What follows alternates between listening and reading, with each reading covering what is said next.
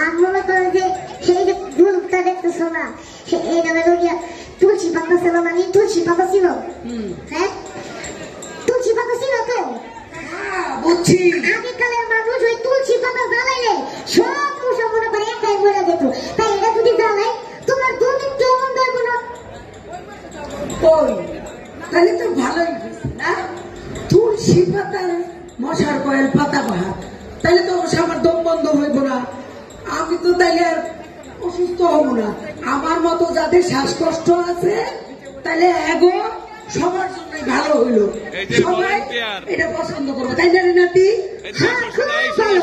তুমি খালি মশার পেছাই পেরে দাও, কিন্তু এদিকে যে খিদায় আমার পেটটা সুসু করতেছে, এটা তুমি আর চোখে দেখতেছো না, তাই না? তুই জানোস আমরা কই আইছি? হ্যাঁ, কই আইছি তো?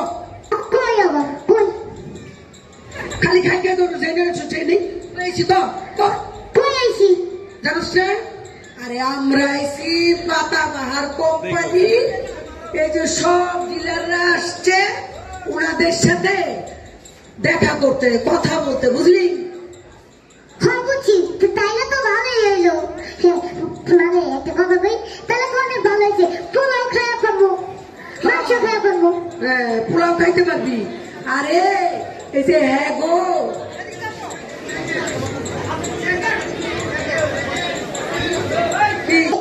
হ্যাঁ গো, যে মশলা, সেই মশলা দিয়ে যদি মাংস রাঁধে সেই রাম টেস্ট দেবো। পেট ভরে খাবো। পাতাবাহার এই যে মরিচের গুঁড়া, হলুদের গুঁড়া, সোয়াজের গুঁড়া, জিরার গুঁড়া, এইগুলা দিয়ে গরুর মাংস রাখবো।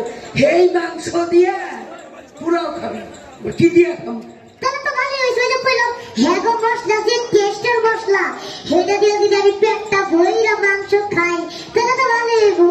হ্যাঁ, কিন্তু শোন নানি, নাতি শোন, এই যে এগো এই মশলা দিয়ে রাখলে এত স্বাদ হইব, এই ডিম খাইলে তো আমি আরো মোটা হয়ে যাম, তখন কি হইব ক? আরে দাদি, তুমি একদম চিন্তা করো না তো। এই যে পাতাবাহার কোম্পানি দেখতেছো, এই কোম্পানির একটা ফ্ল্যাটটি আছে, আর এই ফ্ল্যাটটির একটা বাগান আছে।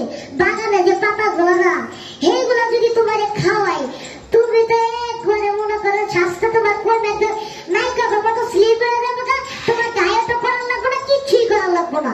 কিন্তু নাতি পগো, ওই চা খাইলে ওরা তো পিতা টিটা গ্রিন টি যেটা ভিজায় খায়, তো এটা খাইলে তো আমার পিতা লাগবো। আরে নানি, তুমি কেন বুঝো না, কেন বুঝো না? তোমার কেমনে বুঝাবো? শোনো, কি বুঝাবো? এই যে পাতাবাহার যে কোম্পানিটা, সেটা পাতাবাহার কোম্পানির তার মিশ্রিও আছে, সেটা খাইলে তোমার একটু কিছু হইব না।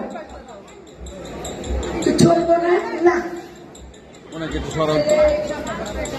ওই চাটা যে খাবো তো তিতা লাগবো তো, তখন খাইবো। ওই যে কইলাম যে তার মিশ্রিটা ঘুমাইতে হবে, তাহলে তো খিদা লাগবো না।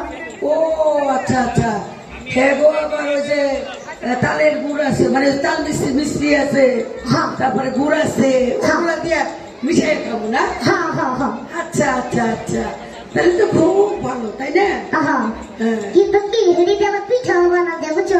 এবার আমি কিন্তু পিঠা খাবো না। ওই তোর না কইলাম, আমরা যে পেট ভরে ভাত খামু, এই যে খামু, খাওয়ার পরে যাওয়ার সময় মনে কইলাম তুই কি করবি, কি করে আনছি? বলছি যে এখান থেকে এদের পাতাবাহারের চিনি আর গুড় নিয়ে যাবি, আর থেকে পিঠা বানায় খাবো। না, আমি পিঠা খাবো না, আমি পিঠা খাবো না, আমি পিঠা খাবো না, তোমার আমি বাজার পিঠা করে আনছি। চপ চপ পিঠা খাবো, খাবো না, কি খাবি গো? আমি খাবো না গিয়া মুড়ি, চিরা আর একটু গুড় দিয়ে।